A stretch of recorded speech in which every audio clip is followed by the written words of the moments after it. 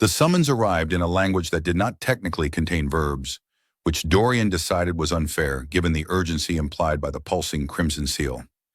He stared at it from the safety of his translation desk, surrounded by floating lexicons and a mug of tea that had gone cold sometime during the previous galactic crisis. When he finally opened the message, it unfolded itself into a polite demand that he present himself immediately at the inner spire, level 0, private quarters. Private quarters were where secrets went to suffocate, and translators were rarely invited there unless someone wanted the secret to survive translation. The transport tube carried him upward through the palace like a swallowed thought. Outside the transparent walls, the city of Valector spiraled in impossible geometry, towers bending slightly to compensate for gravity wells installed centuries ago by engineers with more ambition than caution. Dorian practiced calming breaths and failed at all of them. He reminded himself that this was probably about tariffs or border definitions or the perennial misunderstanding between the words for peace and temporary cessation of hostilities. He also reminded himself that he had once fainted during a committee meeting over a seating chart, so expectations should remain modest. The doors to the chamber parted without ceremony. Inside, the light was warm and low, filtered through crystalline panels that hummed faintly, as if remembering older songs. Empress Valen stood near a window that looked out on nothing at all, the stars carefully hidden. She turned as he entered, and for a moment Dorian forgot every language he knew. She looked human enough to unsettle him, same proportions, same expressive face, but the long ears swept back through her silver-dark hair marked her as something older, listening to more than sound. When she smiled, it was precise, almost cautious. "You may sit," she said in flawless standard, then added, "unless standing makes you feel braver. It does that for me, but I'm told it's uncommon." Dorian sat immediately and too fast. The chair adjusted to his shape with a sigh of relief. "Your Radiance," he began, then stopped when she raised a hand. "Valen," she said, "we are not in court. Also, I dislike titles. They itch." She gestured and a service drone drifted forward to pour tea. The aroma was unmistakably cinnamon. Dorian blinked. "That's, earth spice." "I am aware," Valen said. "I had the kitchens attempt it 17 times. The first 16 were insults. This one is acceptable." He took a cautious sip. It was perfect. That frightened him more than the summons. "I assume," he said, "this concerns the upcoming negotiations with the outer systems?" Valen studied him, her ears angling slightly forward. "Partially, but mostly, this concerns you." Dorian waited for the universe to clarify the joke. It did not. Valen crossed the room and activated a hollow panel. Data blossomed between them, spirals of genetic code, probability arcs, equations so dense they felt personal. She watched his face carefully as she spoke, explaining an ancient succession protocol, a compatibility scan long treated as symbolic reassurance. Her voice was steady, almost gentle, as she explained how it had not been symbolic this time. "You are," she said, "the only viable match." Dorian laughed, a short, helpless sound. "For what? A committee?" "For me," Valen said. "For an heir. For survival." Silence stretched. Somewhere, a machine adjusted the room's gravity by a fraction, as if embarrassed. Dorian rubbed his face. "I should be clear," he said. "I translate threats for a living. I am very good at making terrible news sound reasonable. This does not sound reasonable." Valen's smile softened, and one ear flicked back. "I was hoping you would say that. It means the universe has not broken you yet." He looked at the stars that weren't there, and wondered when his life had quietly turned into someone else's epic. Dorian discovered that there were two kinds of silence in the palace. The ceremonial kind, which was padded and respectful and usually accompanied by incense, and the private kind, which sat beside you and waited to see what you would do with it. This was the second kind. It had followed him out of Valen's chamber and down the softly lit corridors, clinging to him through the transport tube and into his assigned quarters like an unpaid bill. He spent the night awake, staring at the ceiling as it gently reconfigured itself into a simulated sky. At some point it chose a sunset over an ocean he had never visited, which felt unkind. His personal assistant drone hovered nearby, its optic blinking. Would you like calming frequencies? It asked. No, Dorian muttered. I'd like the universe to admit this is a misunderstanding. The drone paused. I do not have that function. In the morning, the palace behaved as if nothing extraordinary had happened, which Dorian found deeply suspicious. Servants bowed, officials nodded.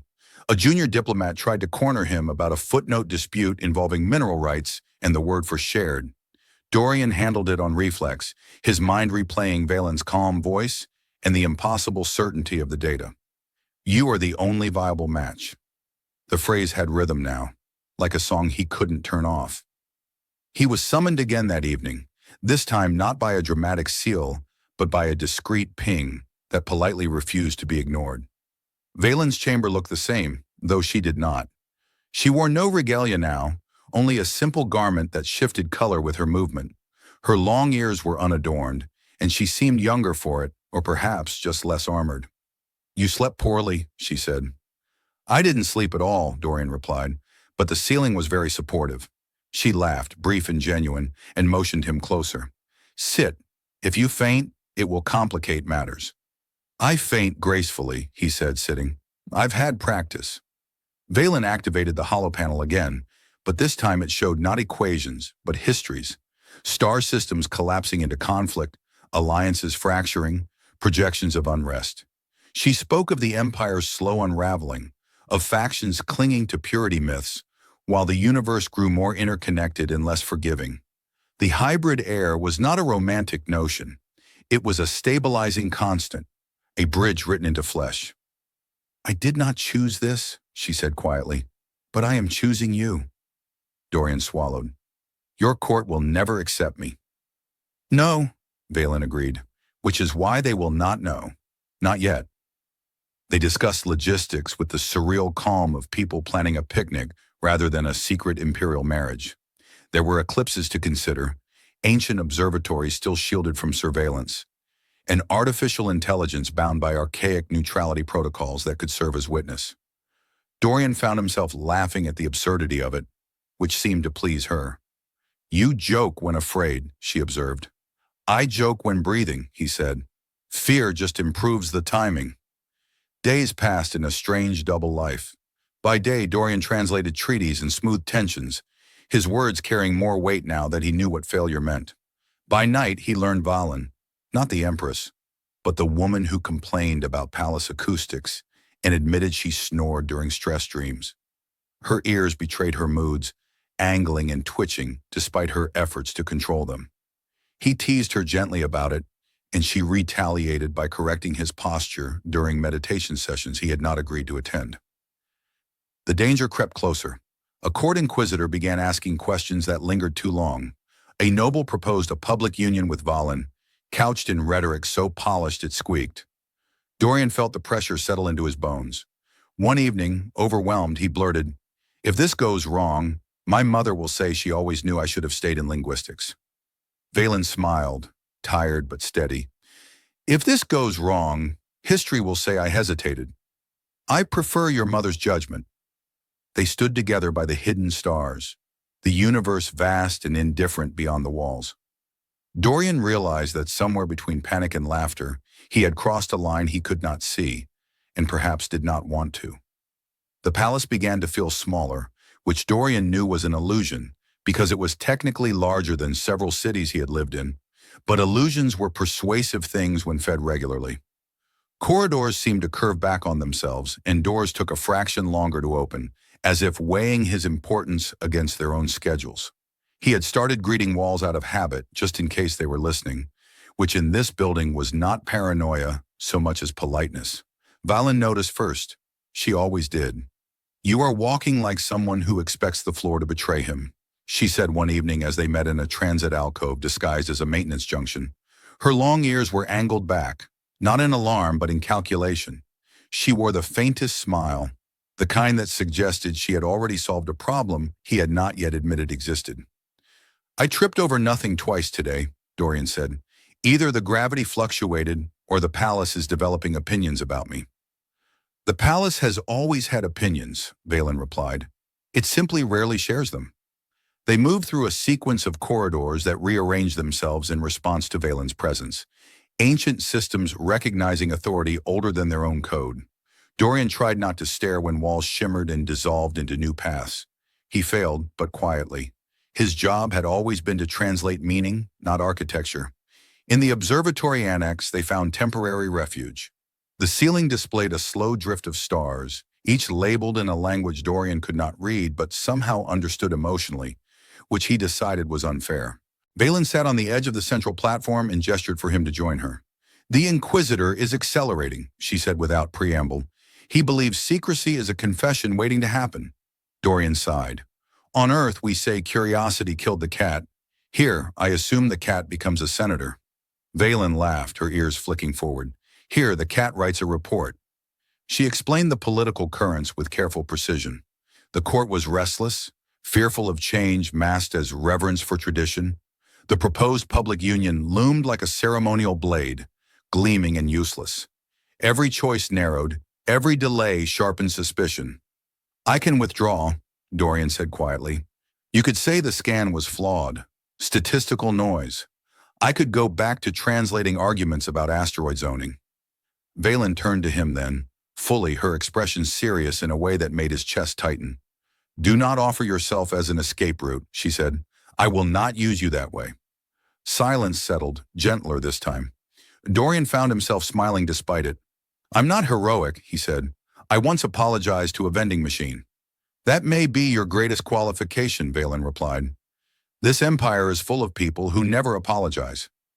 They trained him in secrecy as one might train an animal not to trigger alarms. There were codes woven into gestures, pauses timed to surveillance sweeps, humor used as misdirection. Dorian discovered that jokes disarm suspicion more effectively than silence.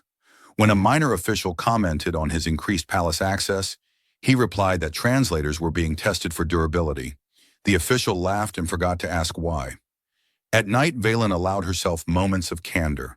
She spoke of childhood beneath vaulted ceilings, of lessons that emphasized duty over desire, of ears tugged by tutors to correct posture and attention.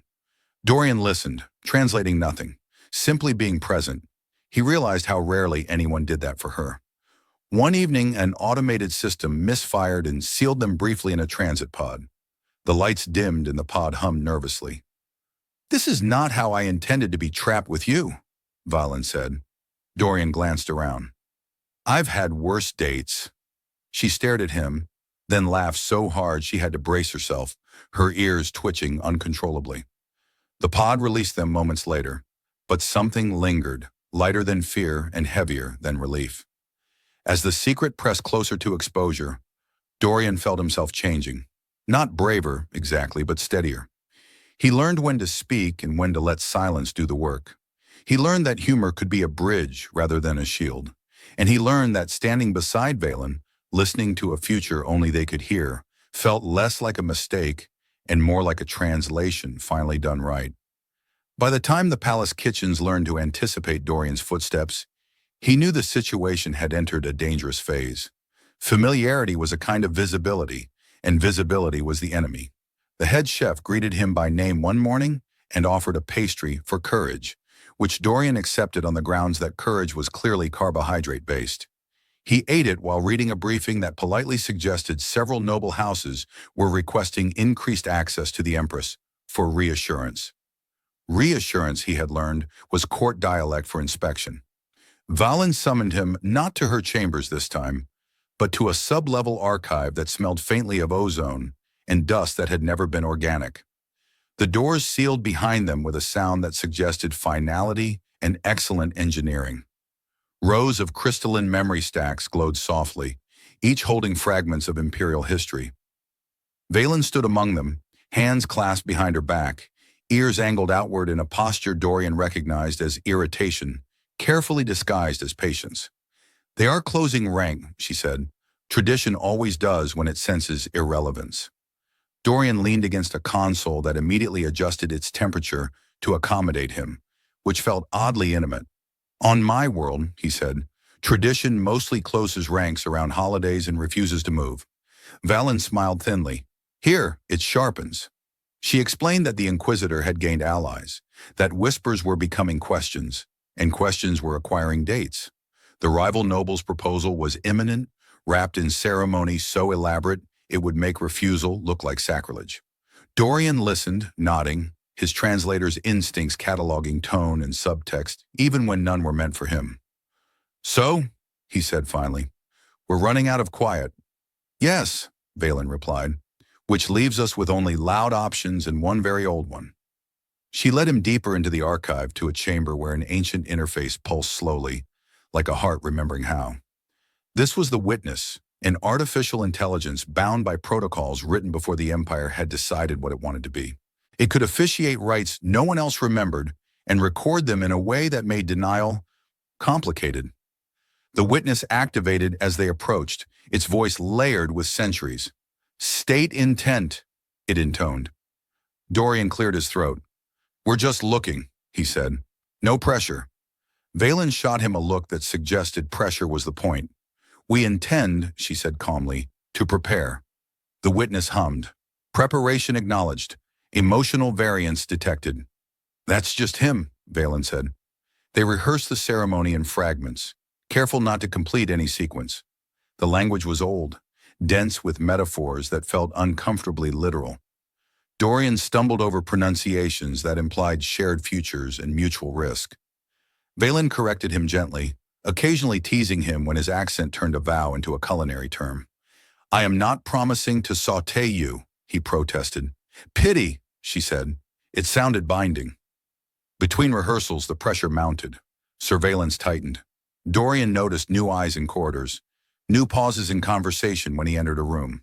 He countered with charm and self-deprecation, joking about translators being harmless by definition. It worked until it didn't. The Inquisitor confronted him in a gallery of ancestral holograms, their silent gazes heavy with judgment. He asked questions that were not questions, smiled without warmth, and suggested that loyalty was best proven in daylight. Dorian replied with careful honesty and a joke about his allergy to sunlight. The Inquisitor did not laugh. That night, Valen found Dorian in the observatory, staring at a star map that updated itself in real time. His reflection looked older somehow. "I can end this," she said softly. "I can choose the public path and bear the consequences." Dorian turned to her. "And condemn your people to slow collapse?" Her ears angled back. "I would survive it." "I know," he said. "That's the problem. You'd survive alone." Silence, then a small, surprised laugh from Valen. "You are terrible at retreat," she said. "I specialize in stubborn misunderstanding," he replied. "This seems like one." They decided. The ceremony would happen at the next eclipse, in the forgotten observatory beyond the city's reach. Risk accepted, secrecy stretched thin. As they parted, Valen touched his arm briefly, a grounding gesture that sent an unreasonable amount of reassurance through him. As Dorian returned to his quarters, the palace lights dimmed in a pattern he didn't recognize. Somewhere, alarms were being tested, or perhaps fate was clearing its throat. He lay awake that night, listening to the building breathe, and realized that fear had given way to something steadier. Not certainty, not courage, but commitment. The quiet decision to translate himself into a future that had never planned for him and might, just might, be better for it. The eclipse arrived disguised as maintenance. That was the first thing Dorian noticed as the palace systems shifted into their lowest alert state, lights dimming to a practical glow, while automated notices politely informed everyone that orbital recalibration would briefly interrupt non-essential observation decks. Non-essential, it turned out, included most of the places people liked to look when secrets were being kept. The palace exhaled, settling into a rhythm designed centuries ago for moments when rulers needed the universe to look the other way. Dorian moved through the service corridors wearing a technician's cloak that was 2 sizes too confident. It adjusted its color to match the walls, which would have been reassuring if it hadn't also adjusted its posture, straightening his shoulders without asking. He felt vaguely betrayed by his own clothing. "Stop trying to make me look competent," he muttered. The cloak ignored him, which felt personal. At the final junction, Valen was already waiting. She wore no insignia, no symbols of office, only a dark, adaptive fabric that responded subtly to her pulse. Her long ears were uncovered, swept back not in fear but focus, the way they did when she was listening to things that had not yet happened. When she saw him, her expression softened into something that belonged to neither empress nor strategist. "You made it," she said. "So far," Dorian replied. "I have not been arrested, vaporized, or congratulated. All good signs." They shared a brief smile and stepped into the transit pod together. The pod detached silently and slid into the hidden track that ran beyond the palace shell, out toward the abandoned observatory that predated most of the city. As they traveled, the eclipse began, a slow, deliberate dimming as the artificial moon aligned perfectly with the system's star. Gravity shifted by a fraction, enough to make Dorian's stomach notice and complain. "If I float," he said, "this will lose all dignity." Valen considered. "The witness does not require dignity, only sincerity." "That's worse," he said. The observatory emerged from shadow like a memory refusing to stay buried. Its structure was ancient, grown rather than built, lattices of dark crystal curving inward toward a central chamber open to the sky. The stars above were muted now, the eclipse rendering them pale and distant, as if the universe itself were holding its breath. Inside, the witness waited. Its presence filled the chamber without occupying it, a low harmonic vibration that settled into Dorian's bones. Light gathered, forming a shape that was not quite a face but felt like attention, given form. "Parties identified," the witness intoned. "Temporal window acceptable. Risk parameters elevated. Emotional variance significant." Valen stepped forward, steady. "Proceed." Dorian followed, acutely aware that every step was irreversible in the way jokes never were.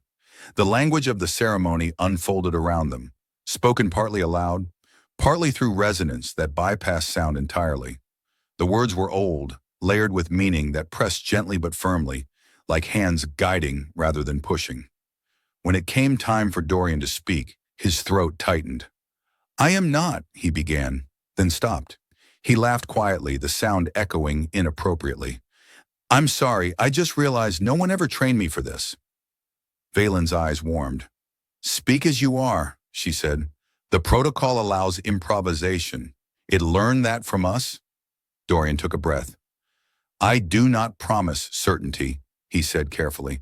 "I promise attention. I promise to listen when things change, because they will. I promise to be confused honestly and brave accidentally." The witness paused. "Statement accepted. Parameters unconventional. Compatibility unchanged." Valen spoke next, her voice clear, unadorned. She promised protection not as a shield, but as a partnership. Leadership that bent rather than broke. Risk shared rather than delegated. As she spoke, her ears angled forward, open and unguarded. The chamber pulsed once, twice, and then settled. A soft tone sounded, not celebratory, not solemn, but complete. "Union recorded," the witness declared. "Secrecy maintained. Consequences pending." "Always nice to hear," Dorian said faintly. They did not have time to linger. Even ancient protocols could only stretch reality so far. As they prepared to leave, a tremor ran through the observatory, not structural, but informational. Alerts flickered at the edge of Dorian's awareness, palace systems waking abruptly. "They know something," he said. Valen nodded. "Not everything, but enough." They returned faster than they came, slipping back into the palace as alarms bloomed like controlled panic. Dorian was pulled into motion, into role, into instinct. When Valen took her place before the court to address the sudden unrest, he stood beside her, not named, not explained, but visible. She spoke of threats, external and internal, of unity required not by tradition, but by survival. Dorian translated her words across channels, shaping them for 100 cultures at once. When a senator demanded clarity, he added gently, "History rarely offers it up front." A ripple of laughter spread, easing tension just enough. The inquisitor watched from the shadows, calculating. The rival noble hesitated. The people listened. Later, in the quiet that followed, Valen found Dorian in a side chamber, leaning against a wall that pretended not to care. You changed the tone, she said. They followed you. I just translated what you meant, he replied, with fewer sharp edges. She studied him, then smiled, tired and luminous. Then we may survive this. Dorian smiled back, feeling the weight of the universe settle differently now. Not lighter, exactly, but shared. Morning in the palace arrived with the delicate enthusiasm of someone pretending nothing unusual had happened. Light filtered through the upper crystal arrays at precisely the approved angle. Birds that were technically drones resumed their decorative flight patterns, and the court schedule updated itself with calm confidence. Dorian watched all of this from a balcony that overlooked 3 converging gravity gardens and felt the oddest thing, relief edged with disbelief, like waking after a dream that had not entirely released him. Valen joined him without announcement. She had a talent for that now, appearing beside him as if proximity were simply the natural state of things. Her posture was composed, imperial even, but there was a looseness to it that had not been there before. Her long ears were relaxed, angled slightly outward, listening but no longer braced. You are awake early, she said. I didn't sleep, Dorian replied, but this time it was excitement, not existential dread. Progress. She allowed herself a small smile. The court believes yesterday was an unfortunate convergence of data errors and external pressure. They will spend weeks arguing about which committee is responsible. On Earth, Dorian said, that's considered a happy ending. They walked together through the corridors, no longer avoiding the main routes, but not advertising anything either. The secret of the union hung between them, present but oddly light, like a shared joke the room didn't yet understand. Officials bowed to Valen, nodded to Dorian with increasing frequency, their expressions thoughtful rather than suspicious. Visibility had shifted. It was no longer dangerous by default. That unsettled him more than scrutiny ever had. The Inquisitor requested an audience. The message was impeccably polite, which meant it was anything but harmless. Valen read it once, then handed it to Dorian. He wishes clarification, she said. Of course he does, Dorian replied. Clarification is curiosity wearing armor. They met the Inquisitor in a chamber designed to intimidate through scale. The ceiling arced high enough to make voices feel temporary, and holographic records of past judgments hovered like patient ghosts. The Inquisitor himself stood very still, hands folded, eyes sharp. You have been present, he said to Dorian. More than your role requires. Dorian nodded thoughtfully. Translation often expands. Words lead to context. Context leads to meetings. Meetings lead to regret. Valen hid her smile badly. The Inquisitor turned to her. The Empire requires transparency. It requires survival, Valen replied evenly. Transparency is a tool, not a virtue. They spoke for a long time, circling truths without naming them. Dorian found himself doing what he did best, reframing, softening, offering humor where rigidity threatened to crack the floor beneath them. When the Inquisitor pressed too hard, Dorian observed lightly that secrecy had preserved empires longer than honesty ever had. The Inquisitor did not laugh, but he listened. In the end, he withdrew, not convinced but contained. As he left, his gaze lingered on Dorian with something like recalculation. That, Dorian said once they were alone, went better than expected. Yes, Valen agreed, which worries me. The days that followed were a careful dance. Valen addressed the court more frequently, speaking of adaptation, of alliances that crossed old boundaries. Dorian stood near her often now, introduced as an advisor on intercultural coherence, which sounded important enough to discourage questions. He translated speeches across the empire, his voice becoming familiar, trusted. Jokes slipped in where they could, easing fear with laughter, reminding people that change did not always arrive screaming. At night, in the quiet spaces the palace still offered, Valen allowed herself moments of exhaustion. She admitted fears she had never voiced, of being remembered as the ruler who bent too far, of risking everything on a variable the universe had thrown at her with cruel precision. Dorian listened, occasionally offering reassurance, occasionally offering nothing but presence. I never wanted to be essential, he said once. I liked being useful. Valen regarded him with gentle intensity. You are both, she said, and neither defines you. They reviewed projections together, watching probability curves shift subtly in their favor. The hybrid air remained an abstract concept for now, a future humming softly at the edge of planning. Dorian joked about baby-proofing a palace designed to withstand sieges. Valen countered that children were far more destructive than armies.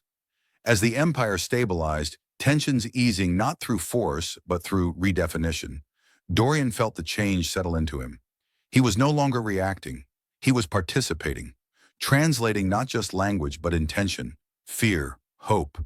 The universe had not simplified, but it had become legible in a way it never had before.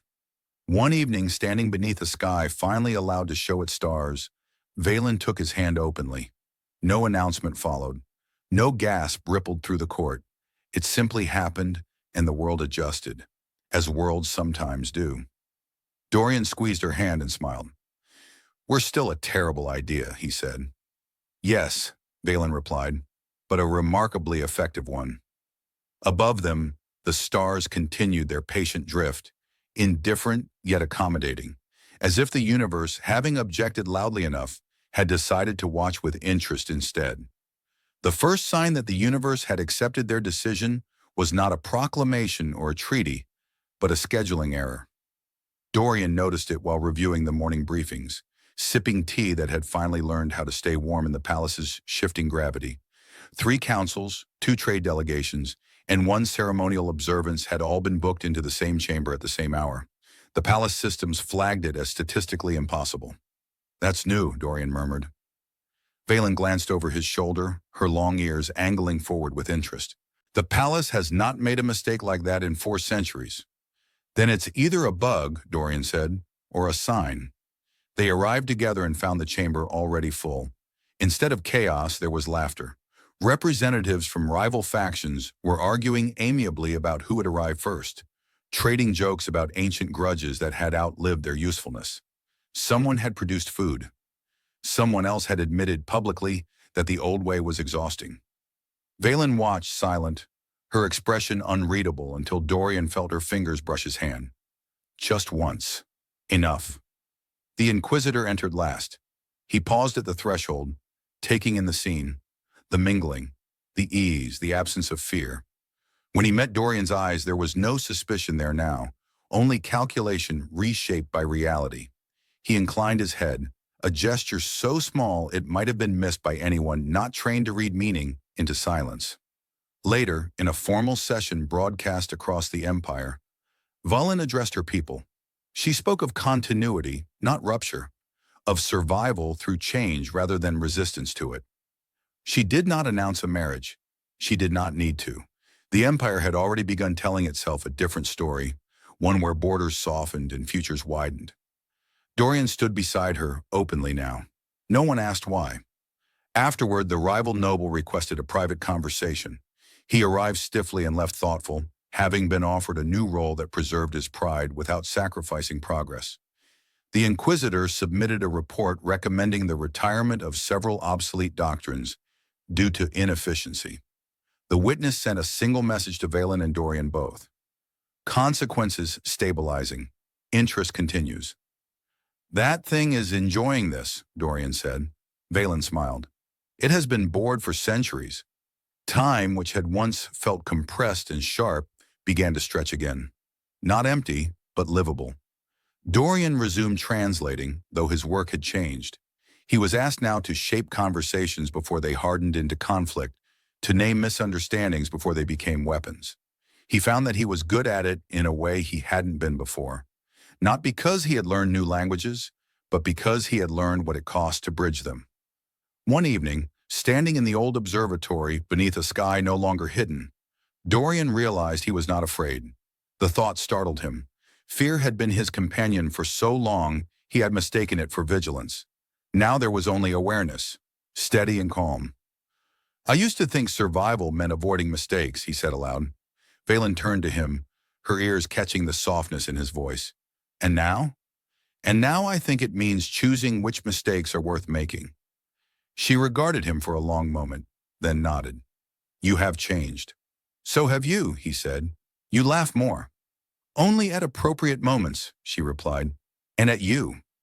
The future did not arrive with fireworks. It arrived quietly in reports that trended upward, in alliances that held, in children playing in palace corridors that had once echoed only with formality. The idea of an heir shifted from desperation to possibility, from secret to hope. When Dorian looked back at the man who had first entered the inner spire, he barely recognized him. That man had believed his role was to soften other people's truths. This one understood that sometimes the bravest translation was of oneself. Fear into commitment, chance into choice. The stars wheeled overhead, ancient and indifferent, yet somehow accommodating.